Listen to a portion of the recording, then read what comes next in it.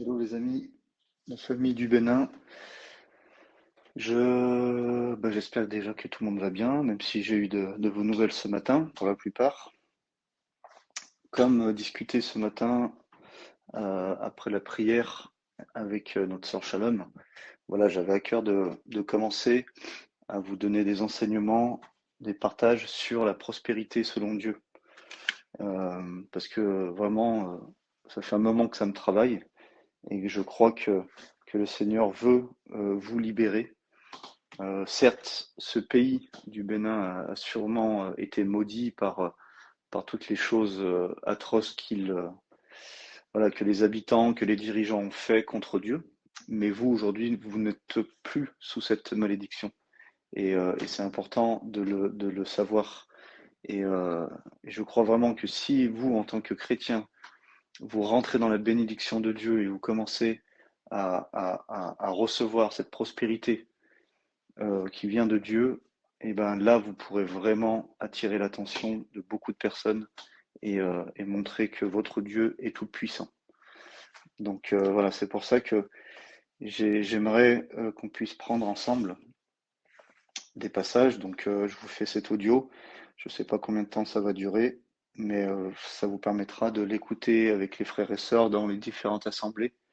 Et je vous laisserai après les passages sur le groupe. Donc déjà, l'objectif de la prospérité, selon Dieu. On peut prendre dans Genèse 12, du verset 1 à 3. L'Éternel dit à Abraham, va-t'en de ton pays, de ta patrie et de la maison de ton père dans le pays que je te montrerai. Je ferai de toi une grande nation et je te bénirai. Je rendrai ton nom grand et tu seras une source de bénédiction. Je bénirai ceux qui te béniront, et je maudirai ceux qui te maudiront, et toutes les familles de la terre seront bénies en toi. Donc on est d'accord que ces paroles ont été déclarées à Abraham. Mais on va voir que nous sommes les descendants d'Abraham au travers de Jésus-Christ. Donc ces paroles, vraiment, il faut les prendre directement pour nous, car nous sommes de la famille d'Abraham en Jésus-Christ. Donc l'Éternel fait cette promesse et cette alliance avec Abraham. En donnant cette parole, Dieu révèle l'objectif de la bénédiction et de la prospérité selon son cœur. Déjà, la prospérité n'est pas biblique si elle s'arrête à nous. C'est-à-dire que si nous sommes bénis et que ça s'arrête là, déjà, c'est que cette prospérité ne vient pas de Dieu, elle n'est pas biblique. Dieu bénit notre vie pour que nous soyons une bénédiction pour les autres. On voit, je te bénirai, je rendrai ton nom grand et tu seras une source de bénédiction. Donc on est tous appelés à être des sources de bénédiction pour les autres, pour ceux qui ne connaissent pas Christ, pour ceux qui sont dans les difficultés. Donc chaque croyant qui sont nés de nouveau est appelé à être béni et à être une source de bénédiction. Dans Acte 20, 35, je vous ai montré de toute manière que c'est en travaillant ainsi qu'il faut soutenir les faibles et se rappeler les paroles du Seigneur qui a dit lui-même, il y a plus de bonheur à donner qu'à recevoir. Et ça, c'est vraiment une parole pour aujourd'hui, en tout cas pour nous en Europe, qui avons beaucoup plus de moyens peut-être qu'en Afrique, par exemple. Et c'est sûr que les chrétiens, l'Église en Europe, doit vraiment avoir cette révélation. Et c'est ce que nous aussi, on travaille ici en France pour donner cette attention aux frères et sœurs, de l'importance. D'accord? Qu'il y a plus de bonheur à donner qu'à recevoir. Donc, nous devons savoir que cette promesse de bénédiction appartient à chacun de nous qui est en Jésus-Christ. Galates 3, 29. Et si vous êtes à Christ, vous êtes donc la descendance d'Abraham, héritier selon la promesse. C'est ce qu'on disait tout à l'heure. Galates 3, 9. Ainsi, ceux qui croient sont bénis avec Abraham le croyant. Donc il faut que ça soit clair dans nos têtes que en Jésus-Christ, nous faisons partie de cette promesse. Ce n'est pas une promesse de l'Ancien Testament, c'est une promesse éternelle en Jésus-Christ. C'est vraiment important à se rappeler parce qu'il y a des passages peut-être dans l'Ancien Testament qui restent dans l'Ancien Testament, qui sont des histoires, des histoires qui ont été racontées pour l'Ancien Testament et Jésus-Christ est venu accomplir et nous donner une autre révélation. Mais quand on parle des promesses, les promesses que Dieu a faites, que ce soit dans l'Ancien ou dans le Nouveau, elles appartiennent à tous ceux qui sont en Jésus-Christ. Donc, cette promesse dit que vous êtes bénis pour être des bénédictions. D'accord?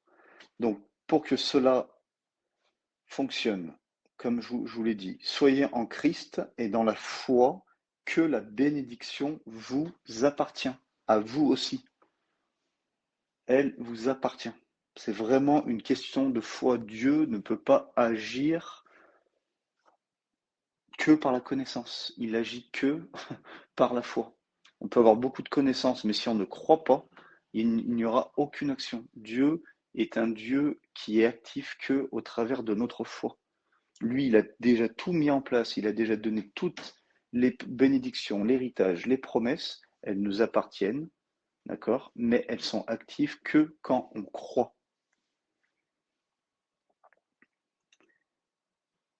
Et cela ne va pas dépendre de nous, de ce qu'on va faire ou pas faire, ça dépend de Christ. Ça dépend de ce que lui, il a fait. Donc ça, c'est important encore de le préciser. Et malheureusement, dans le corps du Christ, il y a trop de chrétiens qui sont pourtant nés de nouveau et que ces personnes se disqualifient eux-mêmes de la promesse de bénédiction. Et à cause de plusieurs choses, à cause de leur expérience passée, à cause peut-être du péché, à cause d'un sentiment d'indignité ou de l'inquiétude, ou autrement de dire qu'ils ne méritent pas. Donc il y a plusieurs causes.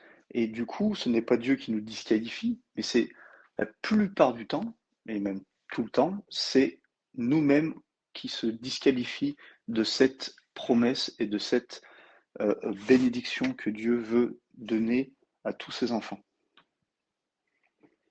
Deutéronome 8, versets 7 à 9. Car l'Éternel, ton Dieu, va te faire entrer dans un bon pays, pays de cours d'eau, de sources et de lacs, qui jaillissent dans les vallées et dans les montagnes, pays de froment, d'orge, de vignes, de figuiers et de grenadiers, pays d'oliviers et de miel, pays où tu mangeras du pain avec abondance, où tu ne manqueras de rien, pays dont les pierres sont du fer et des montagnes duquel tu tailleras les reins. Encore une fois, ce bon pays, c'est Canaan. D'accord? Canaan, c'était une image de Christ. Canaan, c'est vraiment cette terre de la promesse que quand on est né de nouveau au travers du baptême d'eau, le baptême d'eau, c'est vraiment l'image où on était en Égypte et on passe au travers de la mer Rouge pour aller à Canaan. Donc nous sommes à Canaan, nous sommes dans cette terre de la promesse. C'est pas quelque chose qu'on doit attendre. En Jésus-Christ, nous sommes déjà dans cette terre. Donc toutes les images de Canaan représentent encore une fois notre héritage, notre bénédiction. Donc tout simplement, quand on manque de rien, on n'est plus dans le besoin. Voici déjà une révélation pour nous aujourd'hui. En Christ, nous manquons de rien. Et donc, si on croit et acceptons cela, nous ne serons plus dans le besoin. Donc, il ne faut pas attendre de n'être plus dans le besoin pour croire en ces paroles. C'est le contraire qui va activer. C'est le fait de croire déjà que on ne manque de rien en Jésus-Christ et de remercier le Seigneur pour ça, de le déclarer. Même si aujourd'hui vous manquez, mais de le déclarer. C'est comme pour une guérison. On peut être malheureusement dans la maladie, mais ça ne veut pas dire que Christ ne nous a pas déjà guéris. Donc là, si on manque de quelque chose, ça ne veut pas dire que Christ ne nous a pas déjà bénis. Donc c'est en croyant, en le déclarant. Ensuite, pour terminer, Deutéronome 8, 18. Souviens-toi de l'Éternel ton Dieu, car c'est lui qui te donnera de la force pour les acquérir, afin de confirmer, comme il le fait aujourd'hui, son alliance qu'il a jurée à tes pères. C'est Dieu lui-même qui nous donne la capacité, les idées, pour ne pas juste recevoir de l'argent qui tombe du ciel, pour ne pas juste dépendre de ceux qui ont plus que nous, pour ne pas toujours mendier.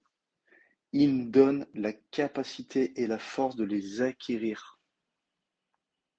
Ça veut dire quoi? Il nous donne la capacité et la force de créer de la richesse. La puissance pour obtenir de la richesse et la grâce de pouvoir la créer. C'est ça la puissance qu'il nous donne. Ce n'est pas juste que l'argent va tomber du ciel, c'est qu'il va nous donner les idées, la capacité à créer de la richesse.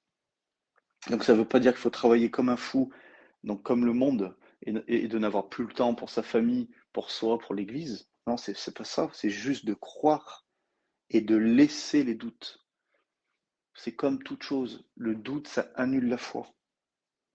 Donc c'est juste de croire que Dieu nous a donné cette capacité et de lui dire, Seigneur, montre-moi dans quel domaine, montre-moi comment je peux créer cet argent, cette richesse. Et je peux vous laisser une proclamation que vous pouvez faire, que vous pouvez dire, j'ai la grâce de créer des richesses pour accomplir la promesse que Dieu m'a faite dans Genèse 12, dans sa parole. Donc j'ai la grâce de créer des richesses pour accomplir la promesse que Dieu m'a faite dans sa parole. Et je serai béni pour être une bénédiction. Voilà une parole, une proclamation que vous pouvez déjà commencer à déclarer. Donc je m'arrête ici et on continuera. Déjà, faites-moi un retour de cela, écoutez-le, partagez-le. Et quand vous l'avez déjà écouté, ces passages, je vous ferai la suite. Soyez bénis.